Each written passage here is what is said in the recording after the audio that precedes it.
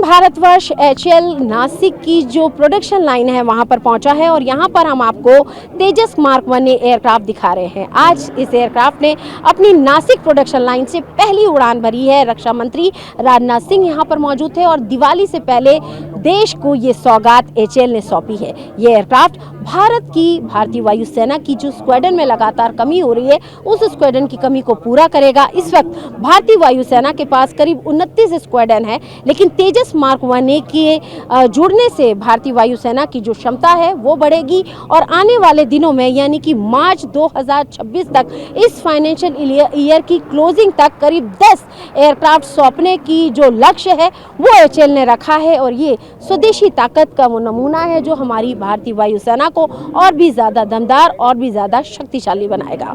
World power index की अगर हम बात करें तो उसमें भी लगातार हमारी जो भारतीय वायुसेना है उसकी ताकत बढ़ रही है। अभी तक भारतीय वायुसेना की अगर हम पोजीशनिंग की बात करें तो वो चौथे नंबर पे थी, लेकिन अभी हाल ही में जो अपडेट्स आए हैं उसके मुताबिक भारतीय वायुसेना की जो क्षमता है वो वर्ल्ड में तीसरे नंबर की जो भारतीय वायुसेना है वो हो गई है। तो इस तरीके से उसमें एचएल ने भी एक महत्वपूर्ण भूमिका निभाई है। और आपको मैं बता दूं कि ये तेजस मार्क 1 भारतीय वायुसेना की ताकत को बढ़ाने के लिए आने वाले दिनों में जो है उसकी प्रोडक्शन लाइन के जरिए इनकी जो मैन्युफैक्चरिंग है वो लगातार बढ़ेगी और हर साल जो है करीब 24 एयरक्राफ्ट जो है वो भारतीय वायुसेना को सौंपने का भी जो एचएल ने लक्ष्य रखा है। वीडियो जर्नलिस्ट रोहित के साथ अंशु निर्वाण, टीवी9 भारतवर्ष, नासिक।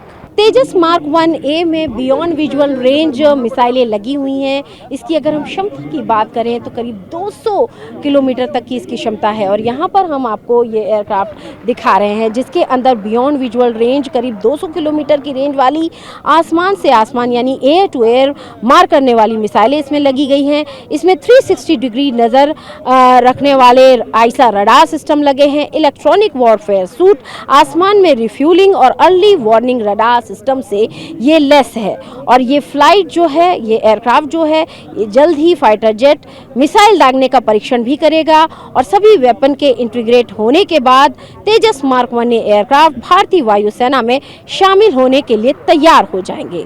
एचएल के मुताबिक बेंगलुरु और नासिक में मिलाकर तेजस मार्क 1 के कुल 10 फाइटर जेट तैयार होंगे जो कि मार्च 2026 तक भारतीय वायुसेना को सौंप दिए जाएंगे। तो ये लक्ष्य एचएल ने रखा है और तेजस जो एयरक्राफ्ट ऑलरेडी तेजस मार्क 1 एयरक्राफ्ट जो हैं वो भारतीय वायुसेना के बेड़े में शामिल हैं और आने वाले दिनों में तेजस मार्क 1 भारतीय वायुसेना का हिस्सा बनेंगे। लेकिन उससे पहले जो ज़रूरी मिसाइल टेस्ट हैं वो मिसाइल टेस्ट आने वाले दिनों में किए जाएंगे जिनको परीक्षण एचएल द्वारा किया जाएगा। वीडियो जर्नलिस्ट रोहित के साथ अंशु निर्वाण, टीवी9 भारतवर्ष, नासिक।